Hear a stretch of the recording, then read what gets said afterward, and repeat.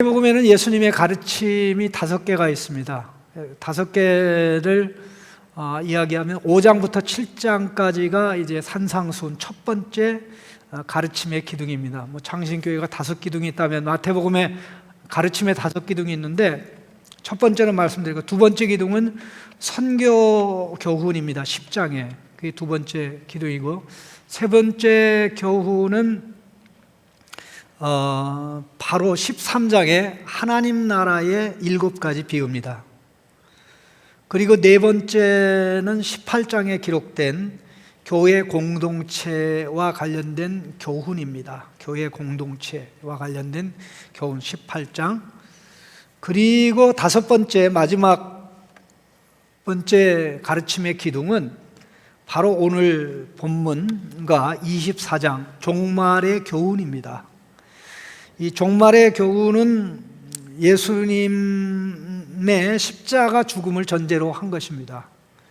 예수님은 십자가의 죽음으로 구원을 이루겠지만, 이렇게 생각하지 않는 유대인들은 이로 인해서 결국 성전이 망하고 나라가 잃게 되지만, 예수님은 정한 때에 영광 중에 오실 것이라는 사실을 전제합니다. 그래서 이 모든 것을 마친 다음에는 26장 1절을 한번 보시기 바랍니다. 예수께서 이 말씀을 다 마치시고 제자들에게 이르시되, 이렇게 되어 있습니다. 이 말씀을 다 마치시고, 첫 번째 교훈을 시작할 때 예수께서 산에서 내려오시니 백부장이 예수께 나와 가르되, 이렇게 되어 있습니다. 그래서 26장, 27장, 28장은 예수님의 십자가의 죽음과 부활장으로 그렇게 되어 있는데, 결국 종말에 가는 교훈으로 예수님의 가르침이, 공식적인 가르침이 끝이 난다는 겁니다. 그러면 종말에 가는 교훈 중에 가장 마지막 가르침이 25장에 나오는 내용이고, 25장에 나오는 내용 중에 목자가 양과 염소를 나누듯이 영광 중에 재림하실 예수님께서 모든 민족 가운데 예수 믿는 자들을 모아놓고 왼편의 사람과 오른편의 사람으로 나누어서, 오른편에 있는 사람에게는 아버지의 나라를 상속하게 하고, 왼편에 있는 사람들에게는 마귀를 위해서 준비된 영원한 불못에 들어가라고 했습니다. 참 끔찍한. 그래서 25장에 언급된 이 민족, 모든 민족은 예수 안 믿는 사람들을 얘기하는 게 아니고, 또 나라별로 얘기하는 것도 아니고, 나라와 족속과 방언 가운데 예수 믿은 사람들을 얘기합니다. 그렇기 때문에 여기는 유대인도 있고 이방인도 다 포함이 되어 있고, 왜 이렇게 생각을 해야 되냐면요, 예수님이 마태복음 24장 14절에 굉장히 중요한 말씀을 하셨습니다. 종말의 시간표를 알 수 없다고 얘기하면서도 이거 하나만은 예수님이 허락하셨는데, 같이 읽어보겠습니다. 이 천국 복음이 모든 민족에게 증언되기 위하여 온 세상에 전파되리니 그제야 끝이 오리라. 이 끝이 언제입니까? 세상 끝이죠. 바로 세상 끝은 예수님의 재림으로 말미암아 도래하는 거죠. 그러면 여기 모든 민족이 바로 오늘 본문에 언급된 모든 민족입니다. 그리고 그때 복음을 받아들이지 않은 사람들은 예수님이 영광 중에 재림하는 걸 보고 통곡하게 되는 그런 역사가 있는 것입니다. 자, 이런 걸 생각해 보면 예수님께서 여기 하신 말씀 가운데 이 25장에 두 번에 걸쳐서 주여라고 하는 사람들을 배척을 했어요. 예수님이 산상수훈에서 주여 주여 하는 자마다 천국에 들어갈 것이 아니요 하늘에 계신 내 아버지의 뜻대로 행하는 자라야 하리니, 그 말씀을 했습니다. 그런데 25장에도 보면 10처녀 중에 5처녀가 나중에 와가지고 문을 열어달라고 그러죠. 주여 문을 열어주셔서 배척했죠. 그리고 오늘도 보면 오른편에 선 사람도 그렇고 왼편에 선 사람도 그 왕에게 하는 호칭이 동일합니다. 이 오른편에 있는 자들이 그 왕, 재림하는 왕, 영광의 왕 예수님께 하는 말이 37절에 주여, 주여 그렇게 얘기했습니다. 그리고 또 왼편에 있는 자들이 말합니다. 왼편에 있는 자들이 뭐라고 얘기합니까? 44절에 주여, 주여. 그러면 왼편에 있든 오른편에 있든 다 주님이라고 부르는 걸 보니까 이 사람들은 예수 믿는 사람들이다. 이게 대전제입니다. 굉장히 중요한 내용입니다. 그런데다 이게 왜 중요하냐면 이 마태복음은 예수님을 부정적으로 생각하는 사람들이 예수님에게 주님이라고 부르지 않아요. 유일하게 마태복음의 특징입니다. 예수님을 부정적으로 생각하고 반대하는 사람들은 예수님을 주님이라고 부르지 않아요. 그리고 오직 예수님을 긍정적으로 믿는다고 생각하는 자들이 예수님을 주님이라고 불러요. 그 중에 대표적인 케이스 중에 하나가 종교 지도자들은 예수님을 주님이라고 안 부릅니다. 예수님의 제자들이 주님이라고 부르고 예수님께 나와서 치유를 받으려고 하는 사람들이 주님이라고 부르죠. 이와 관련해서 재미난 그 구분이 가롯 유다입니다. 가롯 유다는 아주 예외적으로 12제자 중에 오직 가롯 유다만 예수님을 주님이라고 안 불렀어요. 근데 여기서 이제 예수님을 주님이라고 부르지 않는 사람들을 다루는 게 아니라 예수님을 주님이라고 부르는 사람들을 다루고 있다는 겁니다. 그런데 거기에 예수님이 첫 번째 하나님 나라 교훈에서 주여 주여 하는 자마다 천국에 들어갈 것이 아니라 거기서 말하는 천국은 예수님의 재림 때 임하는 하나님 나라 완성되는 하나님의 나라입니다. 그러면 예수님이 복음이 다 세상에 전파된 다음에 오는 것은 열방 가운데 하나님의 백성을 구원하기 위함이죠. 또 사람들이 복음을 듣고 반응할 수 있는 기회를 주기 위함이죠. 그래서 다 예수님을 믿는다고 또 하나님의 백성이라고 생각했는데 정작 왕으로 오시는 예수님은 너는 하나님의 자식이야, 하나님 나라 상속받아. 또 왼쪽에 있는 자들에게는 이쪽이 오른쪽이 이쪽이 왼쪽인데 어쨌든 저주받은 자들아, 저주받은 자들아, 너희는 마귀와 그 사자들을 위해서 준비된 영원한 불 속으로 들어가라 그랬습니다. 또 하나 우리가 주목을 해야 될 중요한 내용이 있는데요. 이 오른편에 있는 자들에게는 복받은 자들이라고 그랬어요. 34절 한번 읽어보겠습니다. 34절에 그때의 임금이 그 오른편에 있는 자들에게 이르시되 내 아버지께 이거 뭐라고 되어 있습니까? 내 아버지께 복 받을 자들이요, 복 받을 자들이요 이렇게 되어 있습니다. 자, 그러면 41절에는 어떻게 됐나 봅시다. 또 왼편에 있는 자들에게 이르되 저주를 받은 자들아.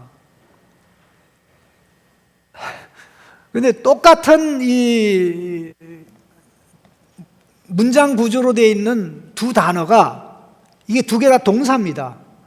그리고 시제는 현재 완료입니다. 둘 다. 근데 복받을 자들이 미래 시제로 바뀌었죠. 나는 이 시제가 잘못됐는 줄을 9시 예배 설교를 하면서 내가 그때 알았어요. 세상에 내가 그렇게 무지한 거 있죠. 근데 자세히 안 봤고 나는 헬라어 원문만 보고 있었는데 보니까 발음이 잘 안 되는 거 있죠. 이게 내 아버지께 복 받을 자들이요. 오, 이거 미래 시제로 돼 있네. 그래서 원문을 가지고 이제 2부 설교 마친 다음에 다시 한번 확인해서 복을 받은 자들, 복이 과거 어느 시점에 시작해서 지금까지 오는 거고, 지금 예수님이 전하는 복의 피크, 절정에 들어가요. 그게 이제 하나님 나라 상속받는 거죠. 그런데 이 저주받은 자들도 똑같이 과거의 어느 시점에서 저주가 시작돼서 저주가 계속 진행이 되는 겁니다. 그리고 이 저주의 피크에 가는 거죠. 그러면 좀 이상하지 않습니까? 뭐가요? 아니, 예수 믿었는데 또 주님이라고 얘기하는데 주 예수를 믿으라 그리하면 구원을 얻으리라고 그랬는데 어찌 이런 일이 벌어지냐 이 말이죠. 바로 이번 주간에 제가 굉장히 재미난 책을 하나 읽었는데요.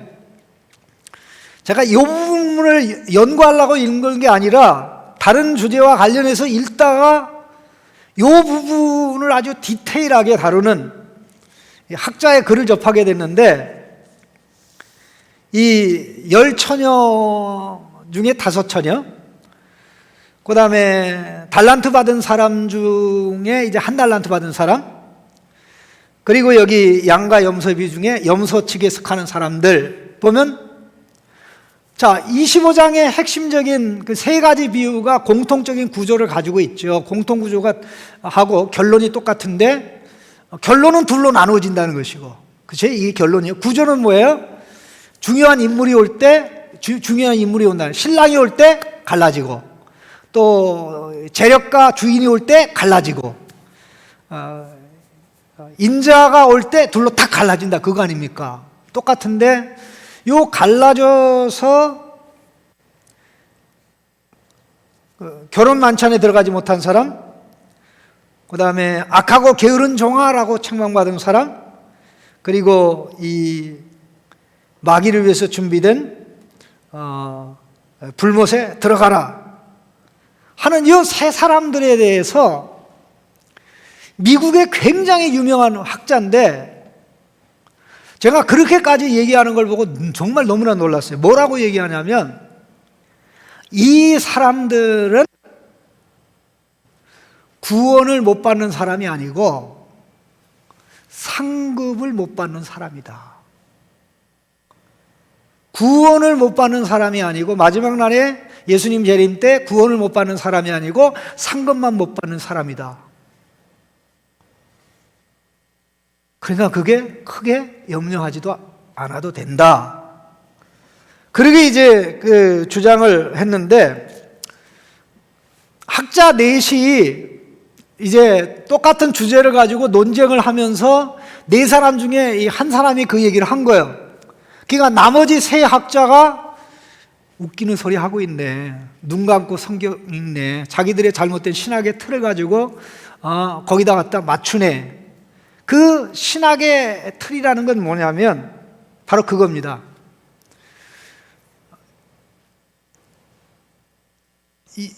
예수를 믿으면 어떻게 살든지 상관하지 않고 구원된다라는 신학입니다. 구원은 예수 처음 믿을 때 결정되는 것이기 때문에 어떻게 살아도 구원은 받고, 다만 자기 멋대로 살았기 때문에 하늘나라에 들어가서 많은 사람들이 받는 상급을 못 받을 뿐이다. 그렇게 주장을 한 건데, 우리 한국 사회에 이렇게 생각하는 사람들이 많습니다.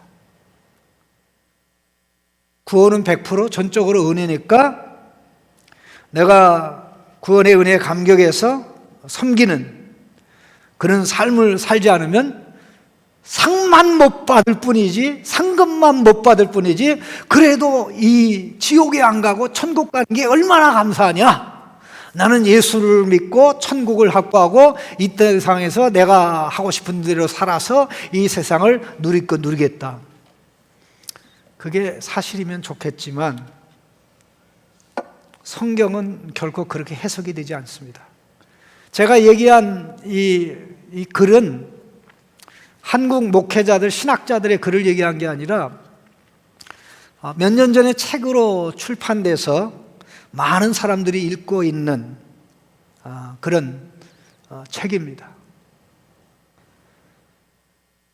아무리 제가 그쪽으로 이해하려고 그러고 그쪽으로 받아들이고 수용하려고 해도 성경의 증거가 너무나 명확하고 분명하기 때문에, 예를 들어서 이 왼편에 있는 사람들에게 불에 들어가라 그랬는데, 이 불이 마귀와 그의 악한 사자들, 천사들이, 귀신들이죠, 들어가는 곳인데, 이 불이 상급을 받지 못하는 것으로 이해될 수 있는 길은 존재하지 않습니다. 아무리 눈 감고 읽어도. 근데 참 재미난 게, 제가 그렇게 주장하는 분의 글을 그냥 읽으면서 굉장히 웃었어요. 웃기는 소리 하고 있네, 웃기는 소리에 완전히 성경을 제멋대로 해석하고 있네. 그리고 나서 이제 이분이 쓴 글에 대해서 이제 리스판스 하는 학자들의 글이 나오는데, 똑같이 이거는 아니지, 이거는 아니지. 완전히 예수 믿으면 예수 믿는 첫째 날 구원이 확정되기 때문에 그 다음에 무슨 일이 있어도 구원이 이루어진다. 요한복음이 이제 그렇게 가르친다고 설명을 쭉 한 겁니다. 그런데 제가 요한복음의 주석도 썼고 또 계속해서 지금도 요한복음 읽을 때마다 깨달아가는데, 요한복음 눈 감고 읽어도 그렇게 해석이 안 됩니다. 자, 그 다음에 여기 언급된 사람들 중에 40절을 한번 보시겠습니다.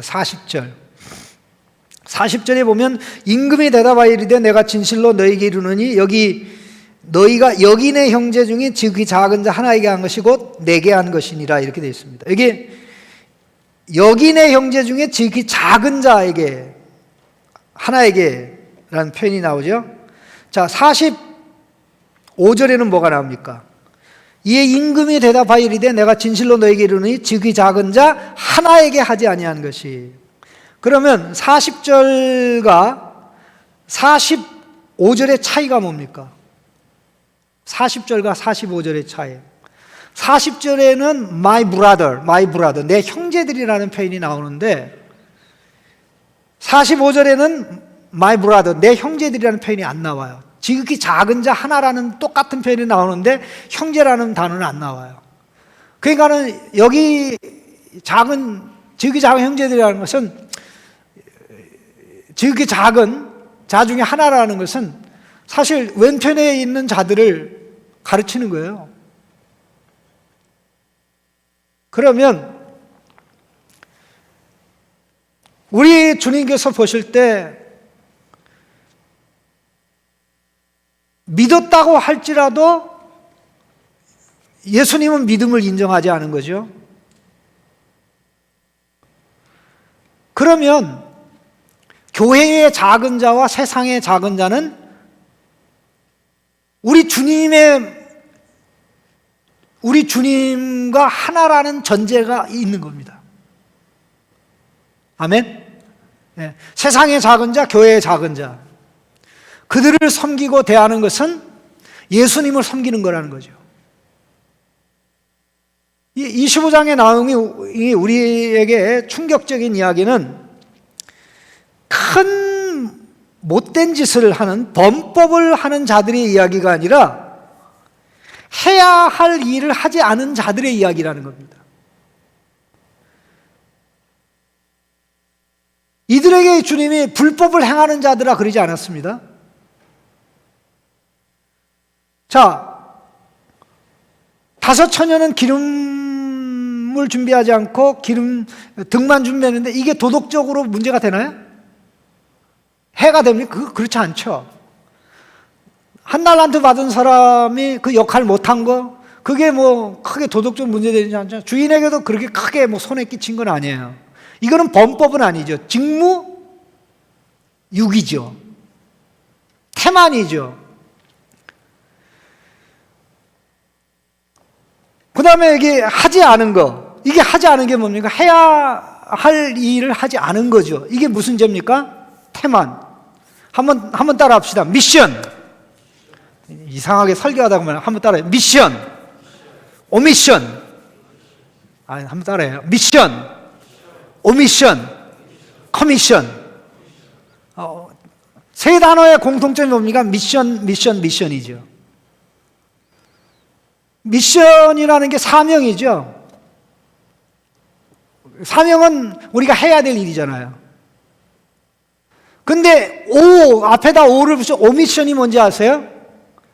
망각. 해야 할 일을 안 하고 망각하고, 이게 태만의 죄입니다.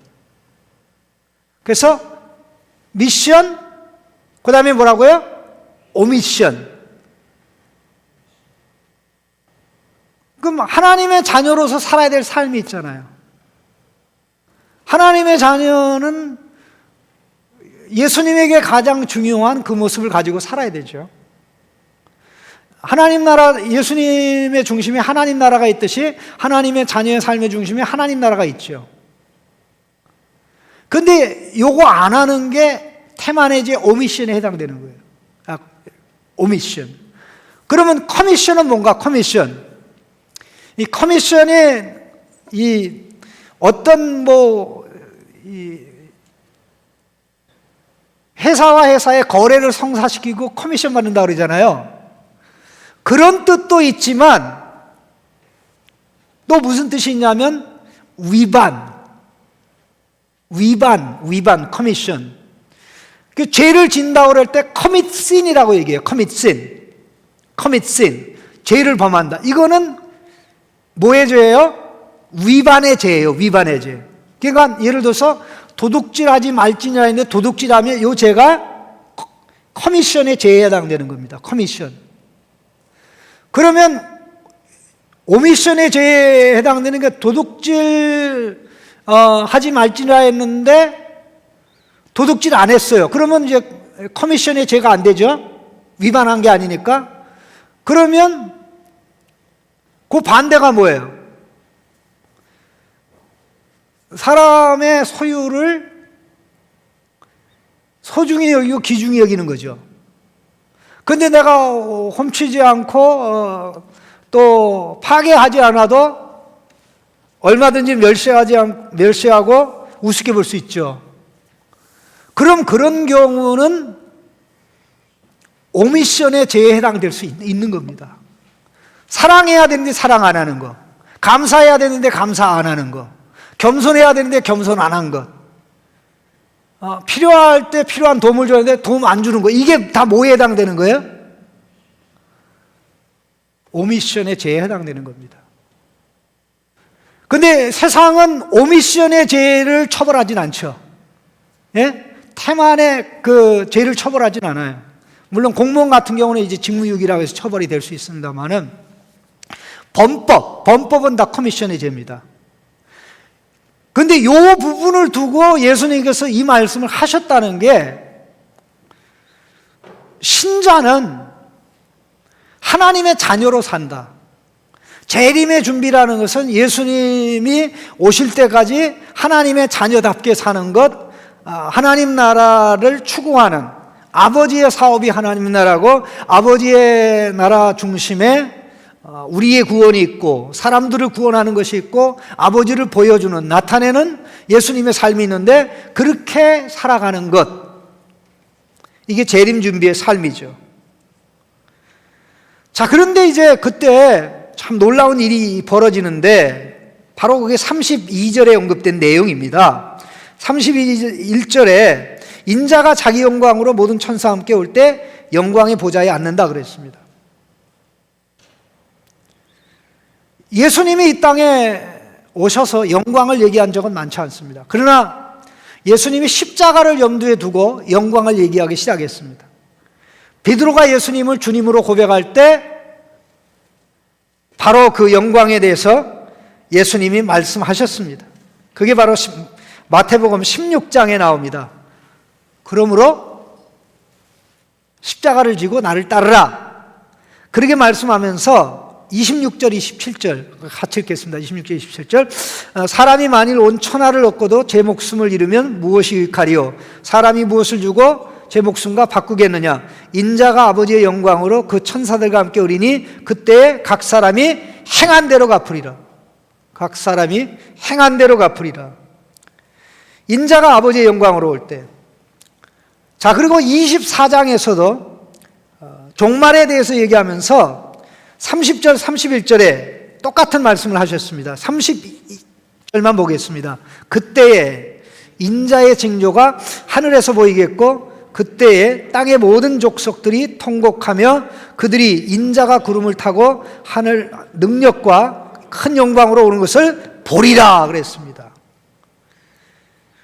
자, 그때에 하늘 이 끝에서 저 끝까지 택한 자들을 모은다고 그랬죠. 근데 여기 통곡하는 자들은 복음을 듣고 예수를 믿지 않은 사람들이에요. 그럼 오늘 여기 본문에 나오는 이 민족을 그 앞에 모으고 각각 구분한다 그랬을 때 여기서 모여지는 민족은 하나님의 택한 백성으로 간주되는 신자들이에요. 다 예수 믿었다고 하는 자들이죠. 근데 기억을 해야 될 것은 예수님의 영광은 언제 시작됐습니까?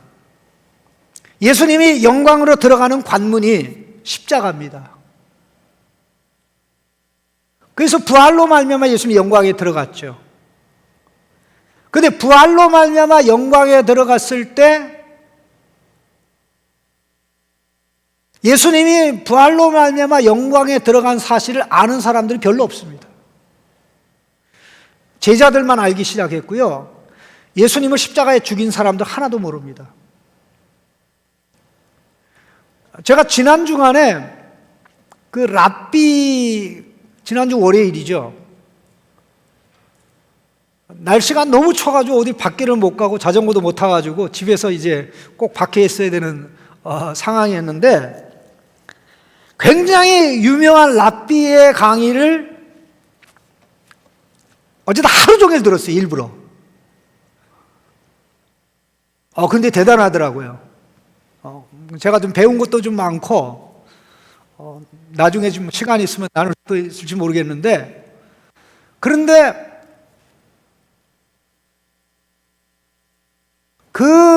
이 랍비가 예수님의 부활에 대해서 얘기할 때마다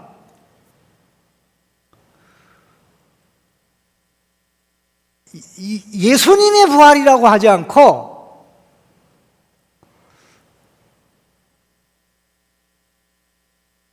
alleged resurrection of Jesus, alleged resurrection of Jesus, alleged resurrection of Jesus. 그러니까 사람들이 예수님이 부활했다고 주장한다는 것입니다. 여러분, 사람들이 예수님이 부활했다는 주장을 믿는 겁니까? 실제적으로 예수님이 부활했다고 믿는 겁니까? 그거는 그들의 주장이지 부활한 게 아니에요. 그 말을 하는 사람은 그 뜻입니다. 예수님이 부활했다고 주장하는데 그건 예수님 부활이 아니야. 나는 안 믿어. 그런 말이에요. 그러나 우리 주님이 재림하실 때 땅의 모든 사람들은 예수님의 영광을 다 보게 됩니다. 그때 일어날 일을 말씀을 한 겁니다.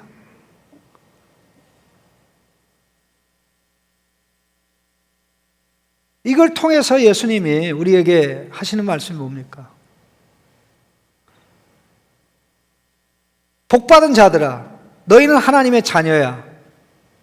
하나님의 자녀는 자녀의 삶을 삶으로 자녀임을 보여주죠. 열매로 알지니. 입으로 주여 주여 하는 자마다 천국에 들어갈 것이요 하늘에 계신 내 아버지 뜻대로 행하는 자라야 하리니. 자, 하나만 더 보겠습니다. 뭐 더 2부 3부 때처럼 설교 그 스타일로 안 해도 될 것 같고 뭐 정리를 해야 될 것 같은데요. 하나님의 나라는 하나님의 자식을 위해서 준비된 거지만 이 영원한 불은 누구를 위해서 준비된 겁니까? 41절. 마귀와 그 사자들을 위해 준비된 영원한 불입니다. 하나님의 이 지옥보다 더 무서운 게 불못입니다. 왜냐하면 지옥이 나중에 이 불못에 던져지거든요. 지옥에는 영만 가는데 예수님이 재림 때는 안 믿는 자도 부활해가지고 지옥과 함께 영원한 불못에 던져져요. 근데 최근에 들어서 어떤 한 15년, 20년 정도 했는데요. 학자들 가운데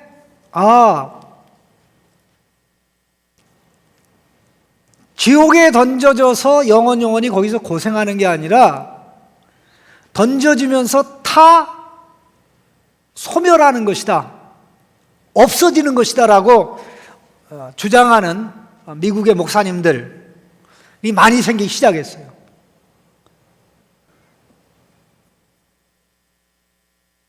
여러분, 부활하기 전에 인간의 몸은 불에 들어가면 다 없어지죠. 맞아요, 안 맞아요? 그러니까 화장이 가능하지. 맞아요, 안 맞아요? 아니, 이거 화장하려고 집에 있는데 이게 그대로 있어. 이게 안 되잖아요. 화장당 다 망하지. 근데 부활이 뭡니까? 썩지 않게 하려고 하는 거잖아요. 영원하게 하려고 하는 거잖아요. 그런데 영원한 불못에 던져서 없어진다? 말이 됩니까? 누구 죽으라고 하는 거예요? 그렇게 주장하는 분들은 나중에 하나님 앞에 책임질 겁니다. 중요한 건 이겁니다. 왜 마귀와 귀신들이 가는 곳에 가냐 이 말이지. 하나님은 우리가 거기 가기를 원하지 않아요. 예수 안 믿는 사람도 거기 가기를 원하지 않고 믿는 자녀 가운데 거기를 누구도 가기를 원하지 않아요. 성경의 구구절절히 디모데에서도 얘기하고 베드로후서에도 얘기하고 여러 곳에서 얘기하는 게 하나님은 한 사람도 멸망하지 않고 구원에 이르기를 원한다. 하나님은 한 사람도 멸망하지 않고 구원에 이르기를 원한다. 그러게 됐는데 우리 하나님의 가장 가슴 아프게 생각할 일이 뭡니까? 구원을 확신하고 구원받는다고 생각하고 예수 믿었다고 생각했는데 예수님이 영광중에 재림할 때 너는 한 번도 내 자녀인 적이 없어. 너는 한 번도 내 동생인 적이 없어. 넌 계속 마귀를 쫓아다녔다냐. 자녀의 모습을 가지고 살지 않았잖아. 이렇게 되는 게 문제라. 사실 이 오른편에 선 의인이나 왼편에 선 사람들이 그 행동에 있어서 차별이 되죠.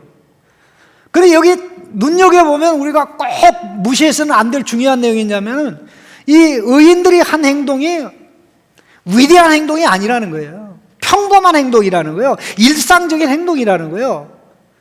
여기 중요한 게 하나님 닮은 꼴이 있는데 자, 바로 이겁니다. 우리 하나님은 우리의 욕망을 채워주십니까? 필요를 채워주십니까? 예. 죄는 우리의 욕망을 채워주고 사단은 우리의 욕망을 일으킵니다. 그래서 욕망을 따라가면 망하게 되죠. 왜 예수님이 위대합니까? 우리의 필요를 채워주시는 거니까. 누구도 채워주지 못하는 필요를 채워주시지 않습니까?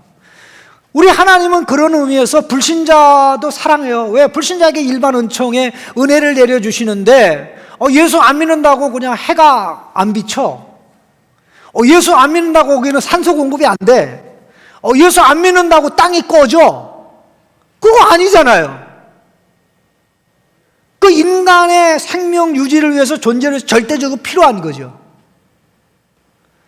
그런데다 거기에 플러스 알파 예수 그리스도는 우리 인간이 영원히 아무리 좋은 제품을 생산해도 죄 문제 해결을 못 하잖아요. 근본적인 필요를 채워주시는 분이라는 거죠. 그러면 하나님의 아들, 딸들이 살아가는 삶은 뭡니까? 하나님이 우리에게 필요를 채워주시지, 그때그때 목마른 자에게 여기 물, 배고픈 자에게 이거 얼마나 안 되지만 좀 같이 먹읍시다. 네? 이 추워서 막 떨고 있는데 자기는 또 체질이 이게 이렇게 겨울에도 그냥 반팔로 살 수 있는 체질인데 옷이 여기 하나 더 있어요. 그럼 자연스럽게 저 사람 저거니까 이거 쓰세요. 이게 특별한 겁니까? 아주 자연스러운 겁니까? 자연스러운 거죠.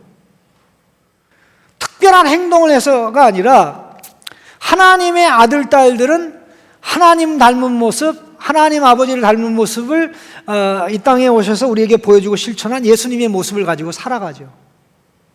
그렇게 살지 못할 때 안타까움이 있죠. 그럴 때 나 자식의 모습으로 살게 해주세요. 완전한 하나님의 아들인 예수님의 모습으로 살게 도와주세요. 그래서 한 걸음 한 걸음 나가죠. 자, 예수님의 모습을 가지고 살아가는 게 부담입니까? 영광입니까? 솔직히 얘기해봐요. 예수님의 모습을 가지고 살아가는 게 영광이에요? 부담이에요? 내가 예수님을 흉내낼 수 있다는 게 영광이에요? 부담이에요? 부담도 되지만 영광이 더 커요. 아멘? 부담도 되지만 영광이 더 커요. 이 모든 것을 생각해 보면 하나님은